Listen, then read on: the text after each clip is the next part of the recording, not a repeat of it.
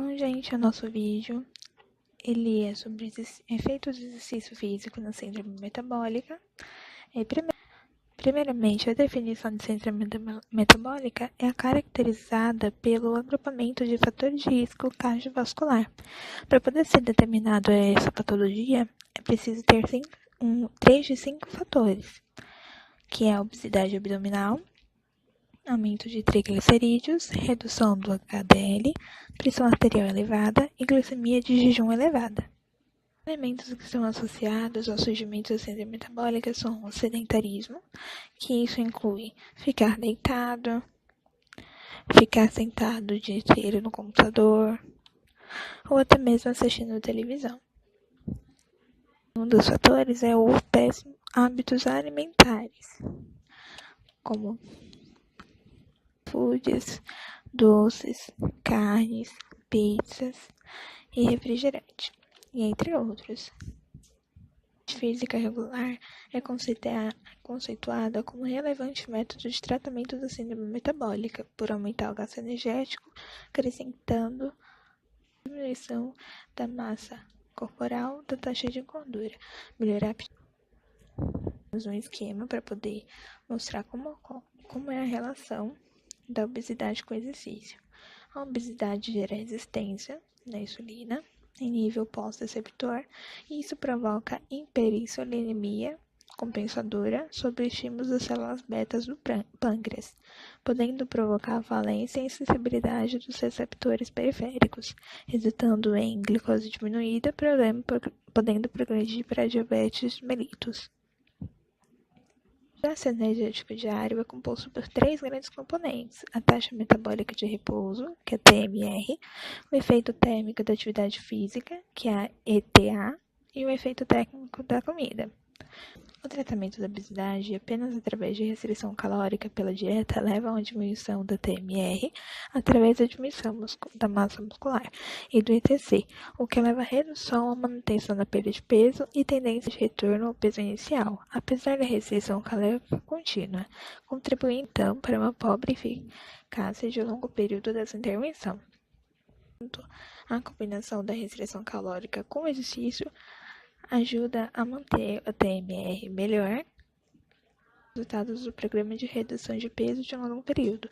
Isso ocorre porque o efeito do exercício eleva a TMR após a sua realização pelo aumento de oxidação de substratos, níveis de catecolaminas e extinção de síntese proteica.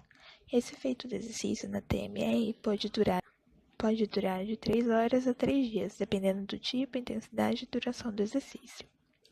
No entanto, a combinação da restrição calórica com exercício físico ajuda a manter a TMR, melhorando os resultados de programas de redução de peso de longo período.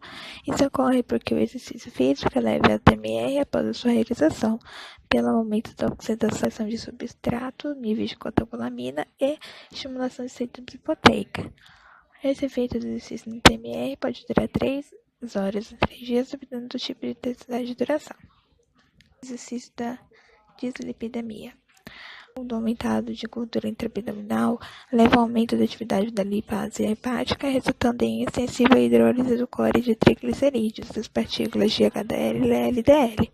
Os efeitos do exercício físico sobre o metabolismo lipídico são bastante conhecidos, pois os indivíduos ativos possuem maior quantidade de HDL e menor quantidade de LDL. VLDL e triglicerídeos devido à capacidade do tecido muscular consumir ácido graxo e aumentar a atividade de enzima lipase proteica no músculo.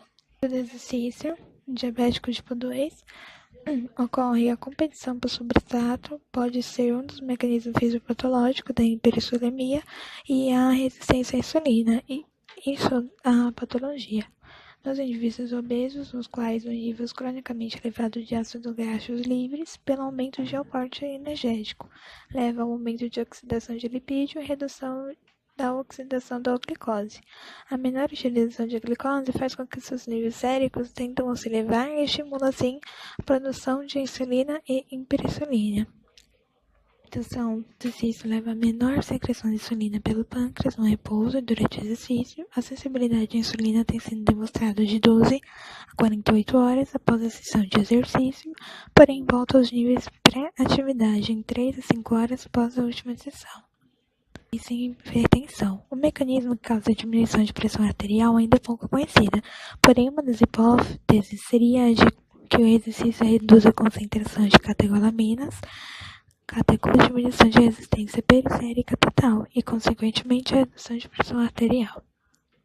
Possui o esquema de como que é correspondido os exercícios aeróbicos e resistidos nos indivíduos de síndrome metabólica. Esse foi o nosso vídeo e obrigada por assistir.